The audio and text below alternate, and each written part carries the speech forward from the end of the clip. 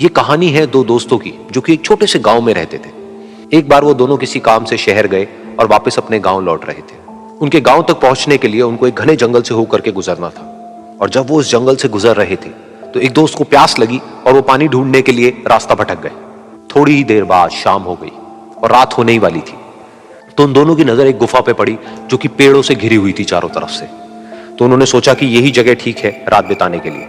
तो दोनों ने कुछ लकड़ियां इकट्ठी करी, उस गुफा के अंदर गए और आग जला करके वहां पे बैठ गए। रात का वक्त था, गुफा के अंदर आग जल रही थी, बाहर बिल्कुल अंधेरा था और कुछ जानवरों की आवाजें आ रही थी। तो उन दोनों में से जो एक दोस्त था वो अंदर ही अंदर डरने लगा, क्योंकि उसने भूत प्रेतों की बहुत कहानियां सुनी थी कि रात के वक्त जंगल में कुछ भयानक आत्माएं भटकती हैं और अगर उनको कोई ऐसा भटका हुआ आदमी मिल जाए तो उसको नहीं छोड़ती।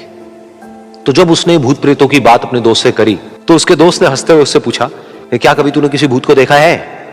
तो उसने कहा नहीं, मैंने तो नहीं देखा, लेकिन मेरे कुछ जान पहचान के लोग हैं जिन्होंने देखा है।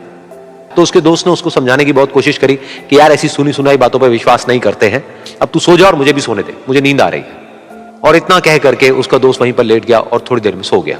लेकिन वो जो अंदर से डरा हुआ था वो लेट तो गया, लेकिन उसको नींद नहीं आ रही थी। उसको लग रहा था कि शायद यहां पर कहीं कोई है जो छुप करके कहीं से उसको देख रहा है।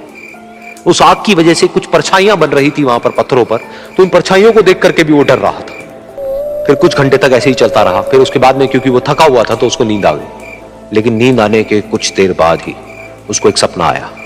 सपने में उसको एक बहुत ही भयानक परछाई उसकी तरफ बढ़ती हुई नजर आई। अब जैसे जैसे वो अंदर से डरता चला जा रहा था, वो परछाई उसके और पास आती चली जा रही थी और बड़ी होती चली जा रही थी। और उस परछाई में एक हाथ उसको नजर आया जिसके बड़े बड़े नाखून थे, और वो हाथ उसकी तरफ बढ़ता चला गया और उसके गले तक पहुंचने ही वाला था कि तभी वो डर करके एकदम से उठा। फिर उसने अपने दोस्त की तरफ देखा जो कि सो रहा था, उसको पकड़ करके जोर से उठाया। फिर उसने अपने दोस्त को बताया कि उसके साथ में क्या हुआ। तो उसका दोस्त फिर हंसने लगा। फिर उसके दोस्त ने उसको कहा, अब अगर दोबारा से तुझे वो परछाई दिखे तो तू वही कहियो जो मैं तुझे कह रहा हूं कहने के लिए, फिर देखते हैं वो परछाई तेरा क्या करती है। तुझे अपने अंदर ही अंदर बोलना है, मैं तुझसे नहीं डरता, सामने आ। तो उसके दोस्त ने वैसा ही किया।